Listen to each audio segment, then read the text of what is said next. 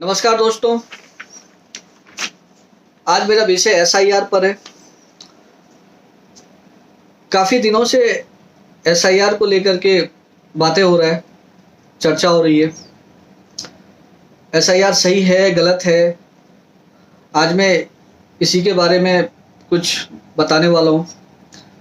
और एसआईआर है क्या, क्या होता है एसआईआर, क्यों कराना चाहिए, एसआईआर ज़रूरी है या नहीं है, और जो ये विपक्ष उठा रही है मुद्दा एसआईआर को लेकर के कि ये क्या टाइमिंग सही है एसआईआर का, अभी जो होना है, चुनाव होना है बिहार में, क्या उस समय पे एसआईआर कराना ज़रूरी है, पहले नहीं हो सकता था? तो इन सारे विषय पे बात करेंगे। और एसआईआर को करा कौन रही है? तो SIR election commission of India करा रही है, चुनाव आयोग। और एसआईआर को जानने से पहले हम जान लेते हैं कि इलेक्शन कमीशन ऑफ इंडिया क्या है और क्या क्या अधिकार और क्या क्या शक्तियां इसको मिली हुई है और कहाँ से इसको ये शक्तियां मिली हुई है। तो सबसे पहले मैं ये बताना चाहता हूँ कि इलेक्शन कमीशन ऑफ इंडिया जो है, चुनाव आयोग, बेसिकली इसका जो इंटरप्रिटेशन है, इसका जो व्याख्या है, वो हमारे संविधान में अनुच्छेद 324 के तहत की गई है। क्या क्या कहती है अनुच्छेद 324? तो साफ साफ कहती है कि इलेक्शन कमीशन ऑफ इंडिया जो है एक इंडिपेंडेंट बॉडी होगी। मतलब एक इंडिपेंडेंट बॉडी है, एक ऑटोनोमस बॉडी है, मतलब एक स्वायत्त इकाई है। जिसका काम क्या होगा? इसका काम होगा कि देश में जो चुनाव कराने हैं, चुनाव किसके किसके कराने हैं? तो ऑब्वियसली चुनाव जो है पार्लियामेंट्री इलेक्शन, जिसमें कि लोकसभा, राज्यसभा, और स्टेट लेजिस्लेचर, जिसमें कि राज्य की विधानसभा है। स्टेट लेजिस्लेटिव असेंबली का जो चुनाव है, जिसमें कि आप देखते होंगे एमएलए के लिए चुनाव होता है, ये सारी चीज़ें, चाहे वो राष्ट्रपति का चुनाव हो या उपराष्ट्रपति का चुनाव हो। तो मतलब चुनाव से संबंधित जो सारी बातें हैं और जो भी कराना है, या फिर इलेक्टोरल रोल से संबंधित जो भी बातें हैं, उस सब का देख रेख, उस सब की निगरानी, ये सारी चीज़ें, और फ्री एंड फेयर इलेक्शन कराना, ये सारा काम इलेक्शन कमीशन ऑफ इंडिया का है। और ये जो शक्ति इसको मिली हुई है, वो मिली हुई है अनुच्छेद 324 के अंतर्गत। और ये एक, आपको जैसा मैंने बताया, ये एक स्वतंत्र इकाई है। तो आपको कुल मिला के समझ में आ गया होगा। और ये चुनाव से संबंधित कोई भी निर्णय ले सकती है, मतदाता सूची का भी ये रिवीजन कर सकती है। अच्छा, ये रिप्रेजेंटेशन ऑफ पीपल एक्ट 1950, इसके अंतर्गत भी इसको, जो हमारे संसद में पास किया गया कानून है, उसके तहत भी इसको शक्तियां मिली हुई है, जिसके तहत कि कौन से एलिजिबल वोटर हैं, कौन से इनएलिजिबल वोटर हैं, ये सारी चीज़ों को देख रेख करना, या उम्मीदवारी को लेकर के कौन से कैंडिडेट एलिजिबल है, कौन सा इनएलिजिबल है, इस सारी चीज़ों का देख रेख करना चुनाव आयोग का ही काम है। चुनाव आयोग के पास वो सारी शक्तियां हैं जो मतदान से संबंधित हो सकती है, और फ्री और फेयर इलेक्शन कराना इसका काम है।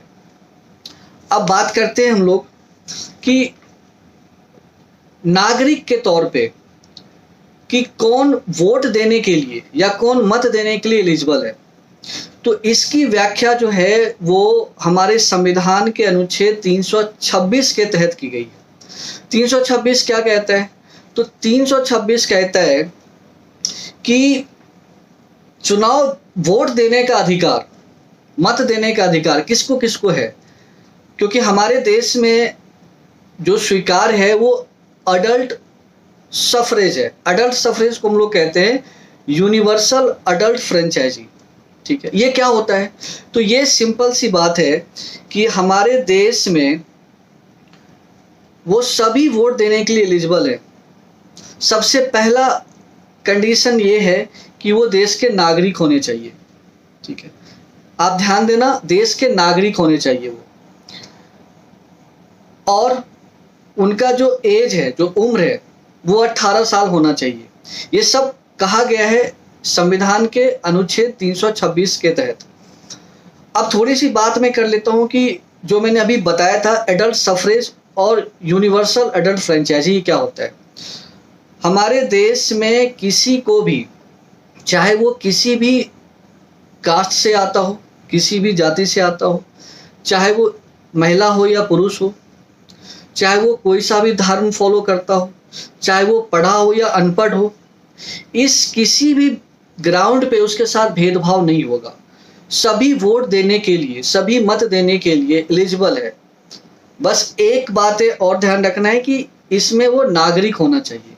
तो आपको समझ आ रहा होगा कि वोट देने के लिए कौन कौन एलिजिबल है। तो पहला, जो हमारे देश का नागरिक है। दूसरा, जिसका एज 18 ईयर्स है। और चूंकि हमारे देश में यूनिवर्सल एडल्ट फ्रेंचाइजी है तो उसको किसी भी ग्राउंड पे भेदभाव नहीं किया जाएगा। कोई ऐसा नहीं कह सकता है कि ये वोट दे सकता है क्योंकि ये पढ़ा है और ये वोट नहीं दे सकता है क्योंकि ये पढ़ा नहीं है। ये वोट दे सकता है क्योंकि ये खास बैकग्राउंड से आ रहा है, ये वोट नहीं दे सकता है क्योंकि ये खास बैकग्राउंड से। ऐसा कुछ नहीं है, क्योंकि हमारे यहाँ क्या है, एडल्ट सफरेज है। अब आगे चलते हैं। और ये सारी अधिकार कहाँ से मिलती है, तो अनुच्छेद 326 के तहत मिलती है।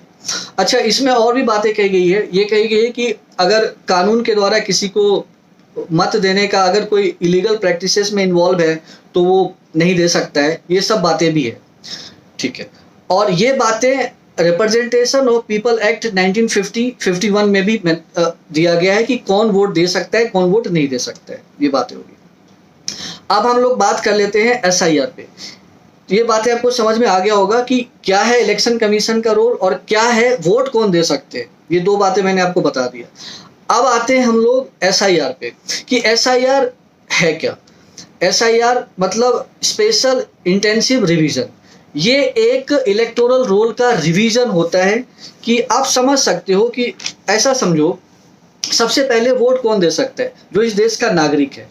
अभी बात चल रहा है कि आप नागरिकता का क्यों डॉक्यूमेंट्स ले रहे हो, तो जरूरी है क्योंकि आप अपने घर में किसी पड़ोसी को अपने घर के निर्णय में शामिल नहीं कर सकते हो। तो हमारे देश में भी वही वोट दे सकता है जो इस देश का नागरिक है, वही पॉलिटिकल राइट्स एंजॉय कर सकता है जो इस देश का नागरिक है। जो इस देश का नागरिक नहीं है उसको हक नहीं है चुनाव करने का। पहली चीज तो ये। अच्छा, अब SIR क्या है? SIR क्या है? SIR में क्या करती है, बेसिकली जो इलेक्शन कमीशन है वो ये देखती है कि कौन से वोटर्स जो हैं वो एलिजिबल हैं, कौन से इनएलिजिबल हैं। अब उसका आधार क्या हो सकता है, तो उसका आधार सिंपल है कि वो ये देखेगी कि भाई ऐसा तो नहीं है कि कोई यहाँ का नागरिक नहीं है फिर भी वोट कर रहा है। किसके बेसिस पे, तो वो आधार कार्ड और हो सकता है उसके पास पैन कार्ड हो। सबसे पहली चीज तो ये कि आधार कार्ड और पैन कार्ड जैसा जो डॉक्यूमेंट्स है या EPIC है, ये आइडेंटिटी प्रूफ है, ये सिटीजनशिप को प्रूफ नहीं करता। ये कोर्ट ने भी माना है कि ये जो डॉक्यूमेंट्स है ये बेसिकली ये सिर्फ आइडेंटिटी प्रूफ है। और इसके बनाने का प्रोसीजर भी आपको पता है कैसे बनता है, कोई भी आके बना सकता है इसको। तो इससे नागरिकता नहीं होता है। और वोट कौन दे सकता है, जो देश का नागरिक है। तो ये हक है ECI को, इलेक्शन कमीशन ऑफ इंडिया को ये हक है जानने का किसी भी के बारे में जो कि वोटिंग राइट्स के लिए नागरिकता होना जरूरी है या नहीं है। पहली चीज ये। दूसरी बात, SIR क्यों जरूरी है? SIR जरूरी इसलिए है कि हो सकता है कि जो आपका लिस्ट है उसमें से काफी लोग ऐसे हो सकते हैं कि जिनकी मृत्यु हो गई हो, या हो सकता है कुछ लोग परमानेंटली एक जगह से दूसरी जगह शिफ्ट कर गए हो रोजगार के लिए। तो ये सब देखना कहाँ, ये रिवीजन होने के बाद ही पता लगेगा। ये तो ऐसे पता कैसे चल सकता है। दूसरा, एक डुप्लीसिटी का मामला है। जैसे कोई ऐसा भी हो सकता है कि दो वोटर ID लेके चल रहा हो, कि जहां वो उसका जन्म स्थान है वहां भी बना लिया और जहां वो कुछ काम कर रहा है वहां भी बना के रखा हुआ है। तो ये सारा कौन करेगा इसका परीक्षण और कैसे होगा, ये तो रिवीजन से पता लगेगा। तो SIR इसलिए भी जरूरी है जिससे ये सारी चीजें पता चल जाएगा। अच्छा, अब एक बात और है कि SIR में जो डॉक्यूमेंट्स को लेकर के विवाद है कि documents certain types of documents का ही डिमांड कर रही है ECI, तो ये बात साफ है कि जैसा मैंने अभी पहले भी कहा कि आधार कार्ड, पैन कार्ड, EPIC, ये जो 3 डॉक्यूमेंट्स है, इसका बनाने का जो तरीका है, जो प्रोसीजर है, ये सिर्फ आइडेंटिटी प्रूफ है। इससे ये कहाँ पता चलेगा कि ये सिटीजन है या नहीं है, या कुछ लोग हो सकते हैं कि फर्जी तरीके से बनाया हुआ हो, या कोई बाहर से आ गए लोग, तो उसको कैसे वोटिंग राइट्स मिल जाए। तो ये सब चेक करना, और ये अधिकार है इलेक्शन कमीशन ऑफ इंडिया का कि ये, अब ये बात है कि ये अभी क्यों किया जा रहा है, तो कभी भी किया जाएगा तो यही क्वेश्चन होगा, अभी क्यों किया जा रहा है। इससे पहले बिहार में 2003 में हुआ था रिवीजन, अभी ये काफी समय के बाद हो रहा है। तो कुल मिला के बात ये है कि इससे रिवीजन से पता चल रहा है कि कितने लोग एलिजिबल हैं, कितने लोग इनएलिजिबल हैं। अच्छा, एक बात और इसमें आया हुआ है ऑर्डिनरी रेजिडेंट का। कुछ लोग ऐसे भी होते हैं कि जो जैसे उनका घर है कहीं और, जन्म स्थान कहीं और है, वो वहाँ रह रहे हैं और रोजगार के कारण वो बाहर गए, लेकिन वो बार बार अपने जन्म स्थान पे आते जाते रहते निरंतर, तो उनको भी शामिल करना, उनको भी वोटिंग राइट्स में शामिल करना। कहने का मतलब ये है कि कुल मिला के जो एलिजिबल है वो छूटने नहीं चाहिए, जो इनएलिजिबल है वो उसको वोटिंग राइट्स नहीं मिलने चाहिए। तो SIR का पर्पस ही यही है।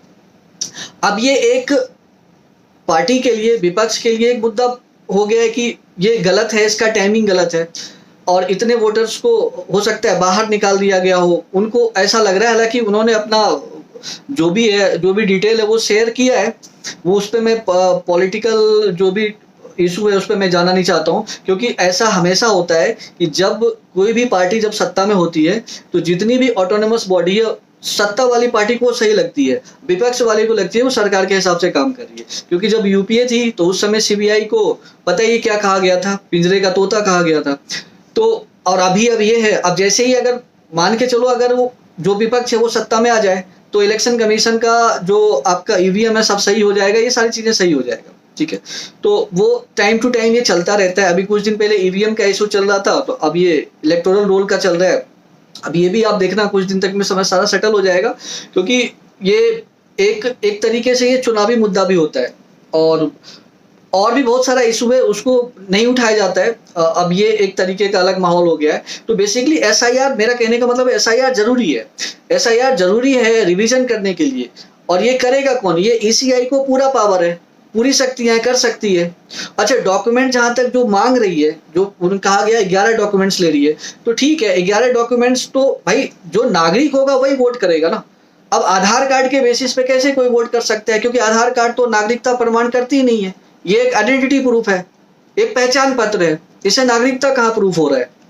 तो वो जो 11 डॉक्यूमेंट्स ले रही है, जैसे माइग्रेशन सर्टिफिकेट ले रही है, 10th का सर्टिफिकेट ले रही है, लिविंग सर्टिफिकेट ले रही है, और भी तमाम डॉक्यूमेंट्स है, पासपोर्ट है उसके लिए ले रही है, या फिर जिस गांव में रहते हो वहां के प्रधान से कोई एफिडेविट करवा के ले लो। ये सारा डॉक्यूमेंट्स है जो ये प्रमाण है कि वो यहाँ का नागरिक है, तो या फिर जन्म प्रमाण पत्र है, ये सारी चीजें।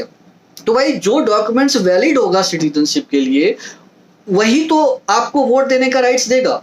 अब बाहर से आए हुए किसी लोग को हम कैसे वोट देने का राइट्स दे दें, और कैसे पॉलिटिकल डिसीजन में उनको पार्टिसिपेट कर लें। तो आई थिंक, मुझे लगता है कि SIR जो भी मैंने आपको बताया, ये चीज़ आपको समझ में आ गया होगा कि SIR है क्या। एक बेसिक जो कहते हैं एक समझ आप में ये आ गया होगा कि SIR है क्या। और मैं उम्मीद करता हूँ कि आप इसको अच्छे से समझे होंगे। धन्यवाद।